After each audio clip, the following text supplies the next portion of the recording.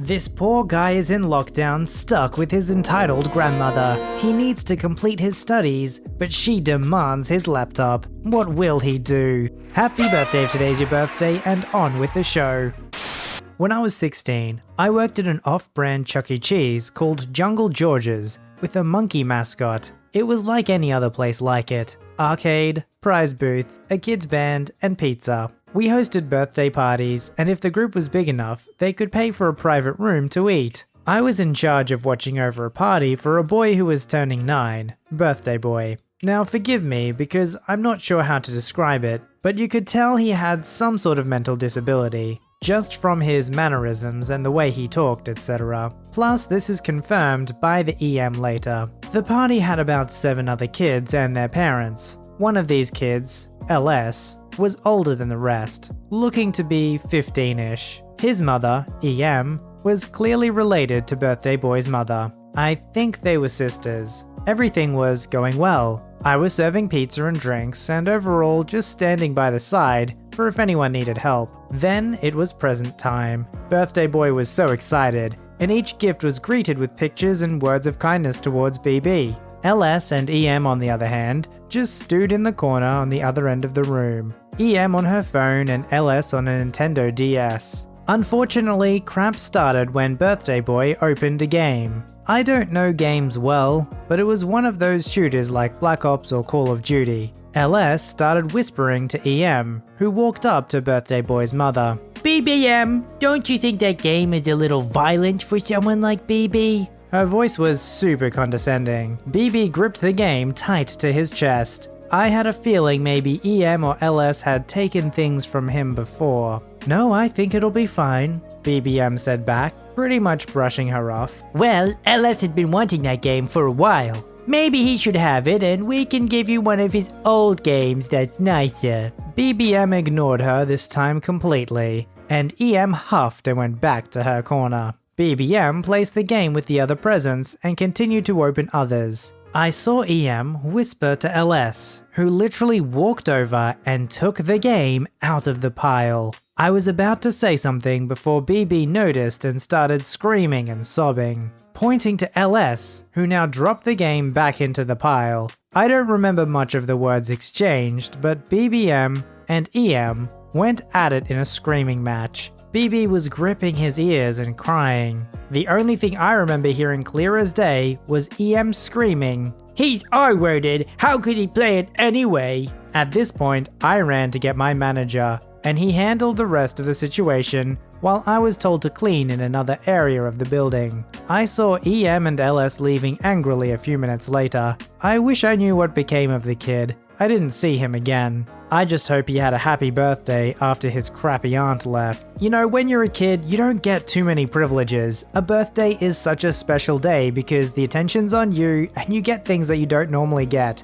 I mean, it's not like you have a job and you can just buy whatever you want. For most kids, you're at the mercy of your parents to buy something for you a couple times a year. So for this entitled kid and mom to go over and steal his game, it would have been traumatic. It would have been like, that's the one thing I was looking forward to and you're taking it away and there's nothing I can do to stop you. So although it seems like, oh, it was just one game, what does it matter? To that kid, in that moment, it was probably his whole world.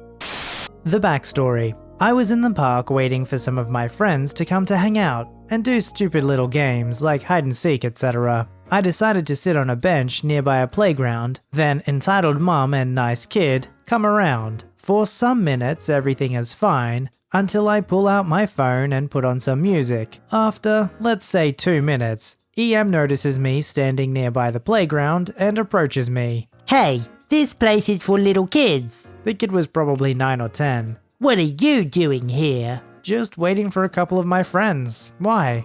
"Well, go somewhere else, since this place is for children, not rebel teenagers." That ticked me off since she automatically thought I was a rebel kid that drink underage and do drugs. It's a public space. I'm legally allowed to be here at any given time. And I don't do those things, and it's bad that you assume this. "Hey mom, I'm thirsty. Can we go to the nearby shop to buy some water?" "Not now, sweetie. I have to finish something first." "But mom..." Not now! You know, it's not okay to scream at your child like that. It's my kid and I can do whatever I want with him. Now leave before I call the cop. This attracted a guy that was nearby. What's going on over here? This kid was doing drugs and he won't leave. I know for a fact that he was just sitting there until you came and screamed at him to leave.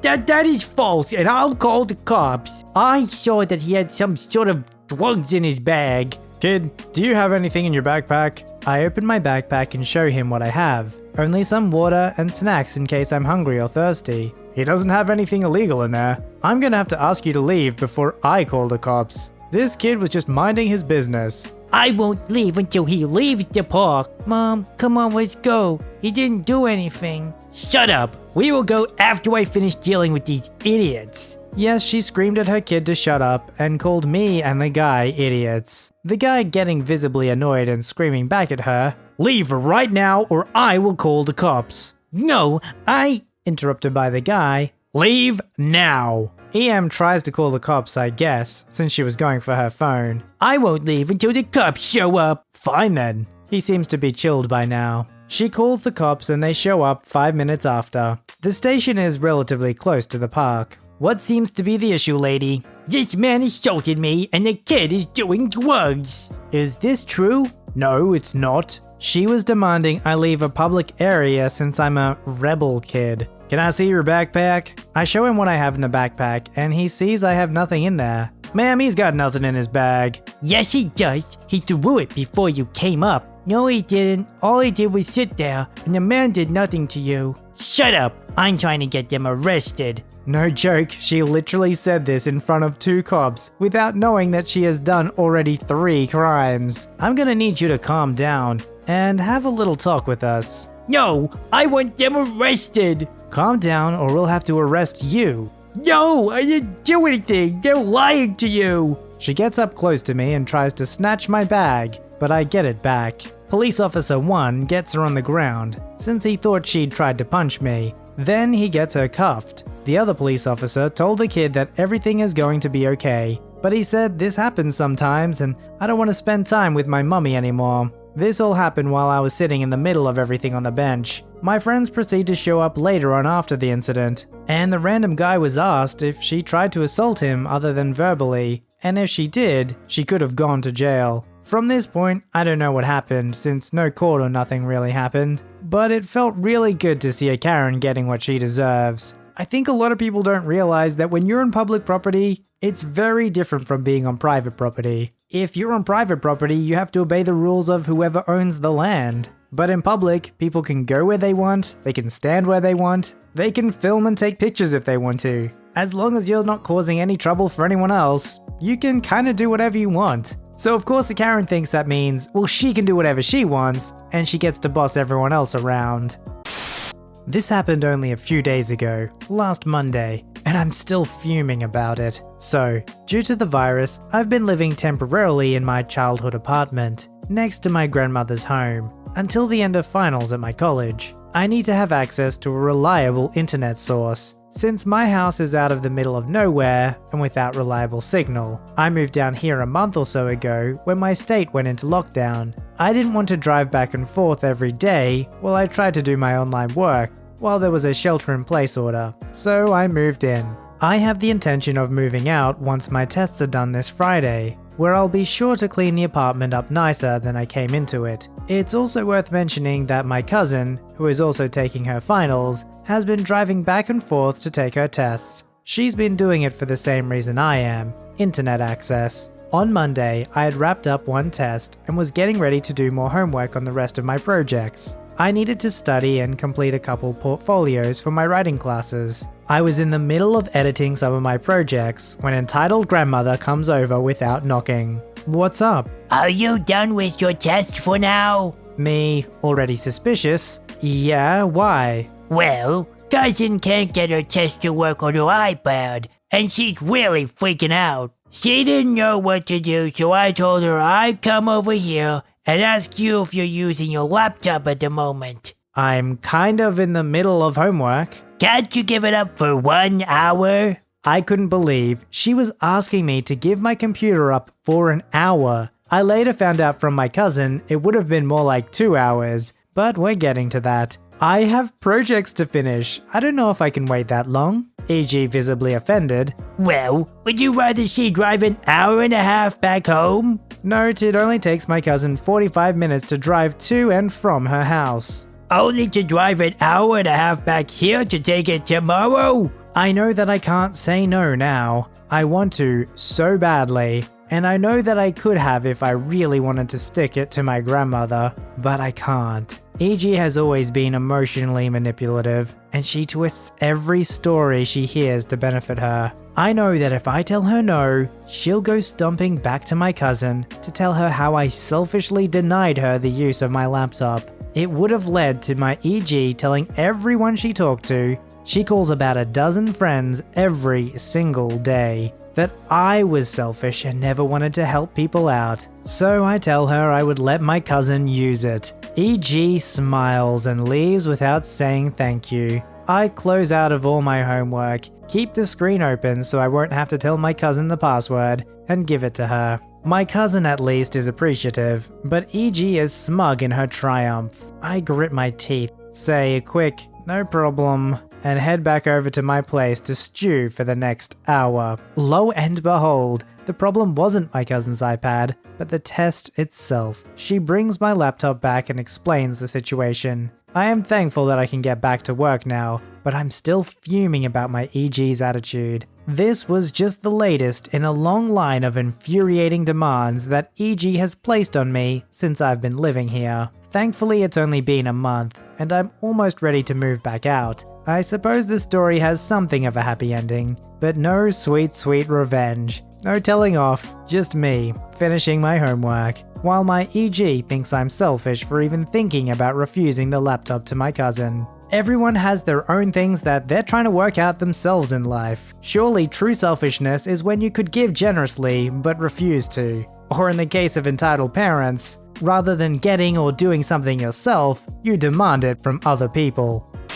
Alright, so this is a more docile story and isn't as bad as some, but I just found it annoying. So I work at a certain place. Due to corporation requests, I'm not allowed to disclose the name of it, but the main attraction is that it's a gas station, and you can order pizza and sub sandwiches from it. I think y'all can guess which establishment I'm talking about. Well, rush hour usually begins at 4 PM and doesn't end until nearly 8 PM. If we have a meal deal, it usually doesn't end until 9 PM. By the time that 5:30 PM rolled around, we had 12 order tickets on the ticket rack. Every order had at least 2 pizzas, breadsticks, and wings. We ended up having a 1 and 30-minute wait time. I had been answering the phone as usual. "Hi, thank you for calling Carry Out Pizza. Would you like to hear this month's special?" in a cheery voice. No. Her voice sounded dead, not a single emotion in her voice. Children were screaming in the background. Her husband yelling at the kids to shut the frick up. Mum is on the phone. I asked for her name and number for the order, and she orders 6 pizzas. Keep in mind, each pizza takes 5 to 7 minutes to make, depending on what type it is. She asked what our wait time was, and I told her an hour and 30. She paused before telling me, "Can you just move my order up in front and do it now?" I explained that no, that isn't fair to any of the other customers, especially the people who've already been waiting an hour. It would also set us behind on earlier orders and throw off the whole groove the kitchen workers have going. She proceeds to get angry and tell me that she was a frequent customer, and shouldn't there be some sort of best customer perks that she gets since she comes in so often? And I told her no. She began to yell at me, telling me that I'm an inconsiderate worker and how dare you treat me this way. I'm the reason you even have a job. If I didn't order, you wouldn't be working. I apologized and she cancelled her order. The rest of the staff went back to work, and less than 30 minutes later, she called back, asked for a manager, and proceeded to lie and tell my manager that I was rude. Told her that I refused to take her order and that I tried lying about the wait time. She asked if there was any other worker to talk to take her order, and my manager watched me talk to this woman. I even told my manager exactly what this lady told me after I explained I can't move her ticket forward. But regardless, my manager passed the phone to another worker who proceeded to tell her the same thing I did, and I could hear her through the phone yelling about not wanting to cook. that we're terrible workers and we should be replaced with people who value their customers. She claimed that she would call corporate and tell them about our terrible service. We got a call 3 days later, and they said that they need to file our side of the story. Nothing would be done because this lady has complained about our store for 2 years,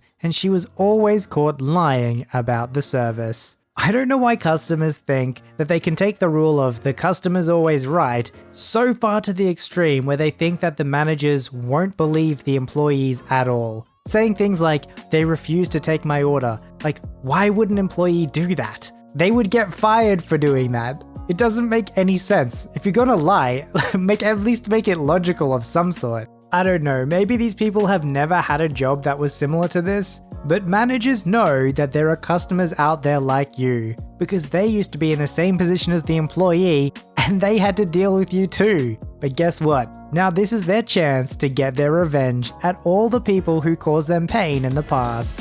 Submit your story to be read on the channel at voiceyherestories@gmail.com and join our Voicey veteran community at r/VoiceyHere. Don't forget to like, subscribe, and hit that bell to never miss an episode. Alright Voicey veterans, I'll see you in the next one.